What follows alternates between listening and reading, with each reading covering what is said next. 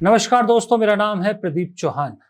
आज दिन है रविवार का, तो आज हम बात करते हैं वीकेंड बात तो होगी, यानी इस हफ्ते की किसी एक बड़ी खबर पर हम लोग बातचीत करते हैं।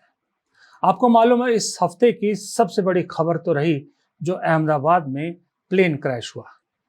अब वो जांच का विषय है। जब तक उस जांच में कुछ नहीं निकलता, मेरा ये मानना है, हालांकि बहुत से पत्रकार उसको लेकर बहुत सारी अपनी अपनी टिप्पणियां करें, पर मेरा ये मानना है कि जब तक जांच की रिपोर्ट ना आ जाए, जांच में कुछ ना निकले, हमें इस पर कमेंट करने से बचना चाहिए, इसलिए मैं उसका जिक्र नहीं करूंगा।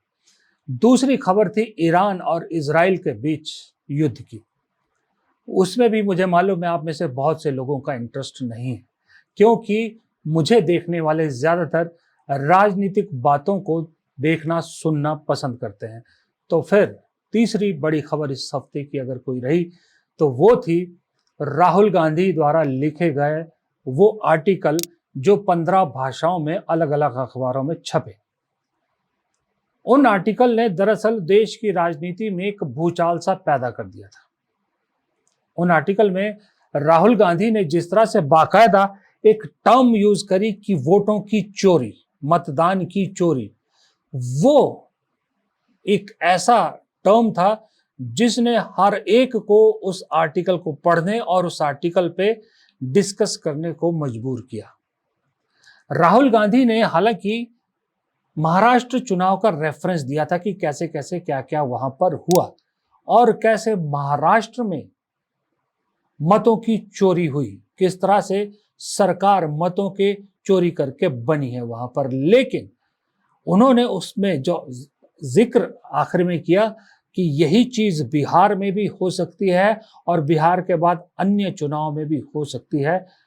उसने दरअसल इस देश के चुनावी तंत्र, सत्ता तंत्र और राजनीतिक तंत्र तीनों को हिला दिया।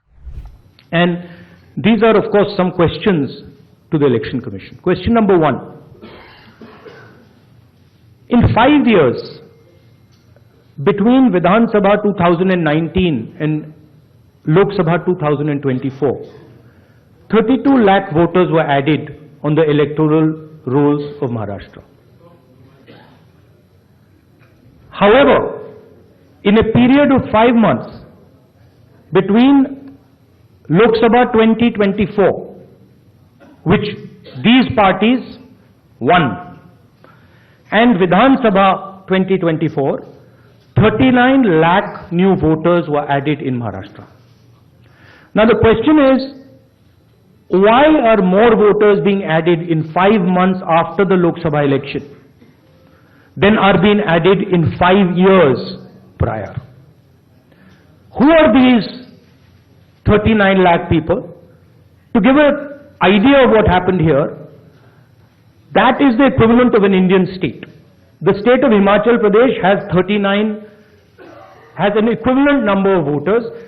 That the population, voting population of Himachal Pradesh was added to the voting list of Maharashtra after Lok Sabha elections. Second point, very interesting point. Why were there more registered voters in Maharashtra than the entire voting population of Maharashtra?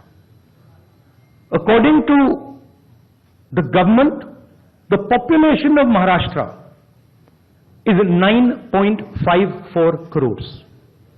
According to the Election Commission, there are more voters in Maharashtra than there are people in Maharashtra.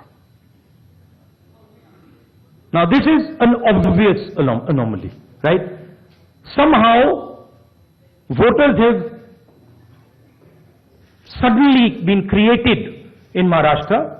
The government itself is saying our population is 9.54 crores and the Election Commission has more voters than people in Maharashtra. It's the second question. And the third question, which is an example of many, many places, one of many, many places which we have found. The thing to understand is the number of voters who voted for these three parties has not reduced between within Lok Sabha and Vidhan Sabha. We have got the same amount of votes.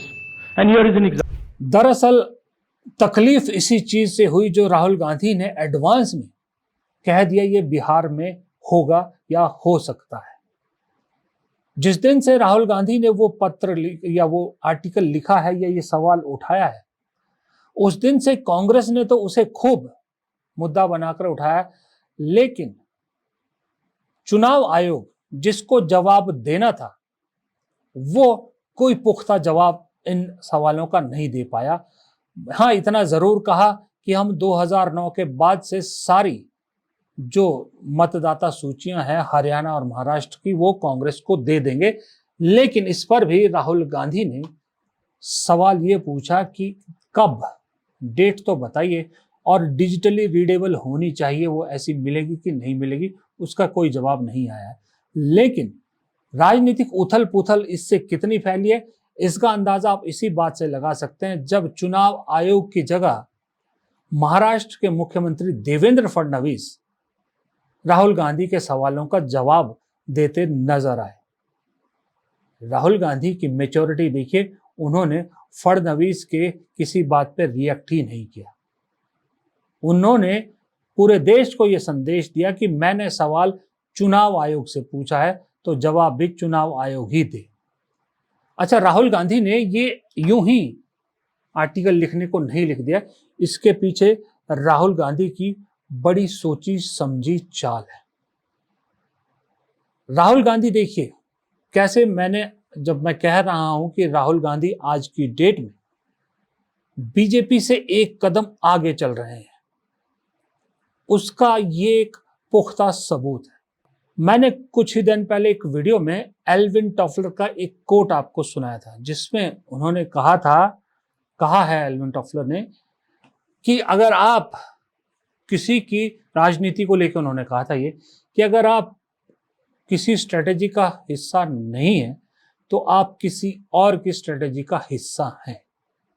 और उसी video में मैंने कहा था कि राहुल गांधी को अब तक बीजेपी अपने स्ट्रेटेजी का हिस्सा बनाती थी, इसलिए राहुल गांधी को अपना सबसे बड़ा प्रचारक बताती थी। लेकिन आज स्थिति ये है कि राहुल गांधी बीजेपी को, खास करके मोदी जी को, अपनी स्ट्रेटेजी का हिस्सा बनाते हैं, इसलिए बीजेपी से एक कदम आगे रहने में अब कामयाब होने लगे हैं। इस मामले में भी, चुनाव आयोग के मामले में भी, महाराष्ट्र चुनाव को लेकर वो बीजेपी की सोच से आगे निकले। बीजेपी जो महाराष्ट्र में कर चुकी, जो दिल्ली में कर चुकी, कुछ उसी तरह का खेल बिहार में करने की तैयारी कर रही थी। लेकिन उन्हें नहीं मालूम था कि राहुल गांधी जिंदगी का पहला तो नहीं कह सकता, मतलब जब से मेन उसमें आए, ऑपोजिशन में आए, तब से पहला आर्टिकल अखबार के लिए लिखेंगे, वो भी इस मुद्दे पर, और ऐसा लिखेंगे कि जिसका जवाब देते नहीं बन रहा। तो राहुल गांधी ने वो किया। राहुल गांधी ने अगर अपने इस आर्टिकल में, देखिए उन्होंने स्ट्रेटेजी क्या अपनाई। राहुल गांधी ने अपने इस आर्टिकल में अगर बीजेपी से सवाल पूछे होते, बीजेपी को निशाना बनाया होता, तो बीजेपी के लिए बहुत आसान था उसको डिफेंड करना और उल्टा राहुल गांधी पर 2-4 ब्लेम लगा देना। लेकिन राहुल गांधी ने बड़ी चालाकी से, बड़े शातिराना अंदाज में सारी कंट्रोवर्सी भी उठा ली और कटघरे में किसको खड़ा कर दिया? कटघरे में खड़ा कर दिया चुनाव आयोग को। उन्होंने बीजेपी को कटघरे में खड़ा नहीं किया, चुनाव आयोग को खड़ा किया। उन्होंने आरोप लगाए कि मतदान 5 साल में मतदाता उतने नहीं बढ़े जितने 5 महीने में बढ़ गए, फिर 6 बजे के बाद इतने मतदाता कैसे हो गए। ये सारे सवाल जुड़े हुए, उस फायदा किसको हुआ? बीजेपी को, वो साफ कहते हैं। लेकिन ये सारे सवाल पूछे चुनाव आयोग से। अब चुनाव आयोग के पाले में गेंद डालकर राहुल गांधी ने बिहार चुनाव से पहले चुनाव आयोग को पूरी तरह से फंसा दिया है। अब अगर चुनाव आयोग ने ना चाहते हुए भी सख्ती नहीं की तो फिर ये राहुल गांधी कहेंगे कि मैंने तो 6 महीना पहले ही ये कह दिया था। चुनाव आयोग अब खेल करना तो दूर की बात, अब सख्ती करने पर मजबूर है। अगर ना चाहते हुए कहीं गलती से भी चुनाव आयोग से कोई भूल चूक हो गई तो मौका पूरी कांग्रेस के पास है। राहुल गांधी ने पहले कहा था ये मुसीबत खड़ी हो गई चुनाव आयोग के लिए, वो चुनाव आयोग जो आज की डेट में बीजेपी की कठपुतली की तरह काम करता है। अब अगर चुनाव आयोग निष्पक्षता से काम ना करे तो फंसे, करे तो फंसे। देखिए, करेगी तो सत्ता नाराज, निष्पक्षता से नहीं करेगी तो जनता नाराज। लेकिन इतना मैं जरूर कहूंगा कि अगर हम ये सोचें कि चुनाव आयोग अब इस राहुल गांधी के इस खुलासे के बाद पूरी तरह से निष्पक्ष होकर काम करेगा, ये भी पॉसिबल नहीं है।